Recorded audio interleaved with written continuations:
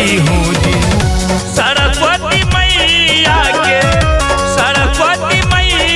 के नंबर 1 पुजारी हूँ जी।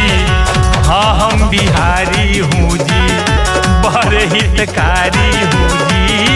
हाँ हम बिहारी हूँ जी, बड़े हितकारी हूँ जी। हाँ हम बिहारी हूँ जी, बड़े हितकारी हूँ जी।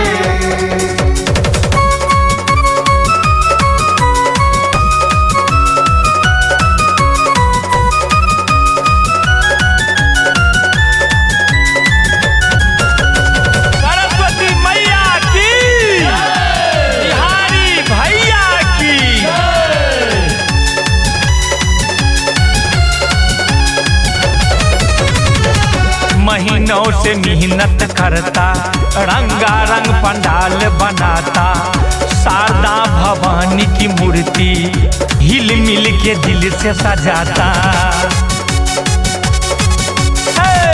महीनों से मेहनत करता, रंगारंग पंडाल बनाता, शारदा भवानी की मूर्ति हिल मिल के दिल से सजाता। जित के घर ज्ञान के दाता, उसके घर लक्ष्मी आता। किसी के जलने से न घटता, सब संकट है मिट जाता। कल्याणी कृपा के कारण, कल्याणी कृपा के कारण 100-200 पर भारी हूँ जी। हाँ हम बिहारी हूँ जी, बड़े हितकारी हूँ जी। हाँ हम बिहारी हूँ जी, बड़े हितकारी हूँ जी। हाँ हम बिहारी हूँ जी, बड़े हितकारी हूँ जी।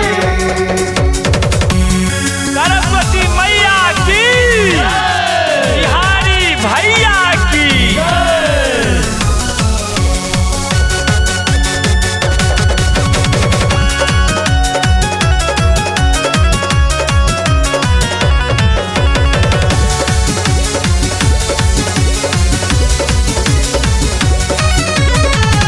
सातों स्वर को रचने वाली है, बड़ी शक्तिशाली, करती है हंस सवारी, संसार में है निराली। हाँ सातों स्वर को रचने वाली है, बड़ी शक्तिशाली, करती है हंस सवारी, संसार में है निराली। महिमा माता की गाओ, खुद सीखूं और सिखाऊं, शांति अमन और चैन का संदेशा हम पहुँचाऊं। अज्ञानी चंदन मुखिया, अज्ञानी चंदन मुखिया बहुत अनारी हूँ जी। हाँ हम बिहारी हूँ जी, बड़े हितकारी हूँ जी। हाँ हम बिहारी हूँ जी, बड़े हितकारी हूँ जी। हाँ हम बिहारी हूँ जी, बड़े हितकारी हूँ जी। सरस्वती मैया के, सरस्वती मैया के नंबर 1 पुजारी हूँ जी। हाँ हम बिहारी हूँ जी, बड़े हितकारी हूँ जी। हाँ हम बिहारी हूँ जी, बड़े हितकारी हूँ जी।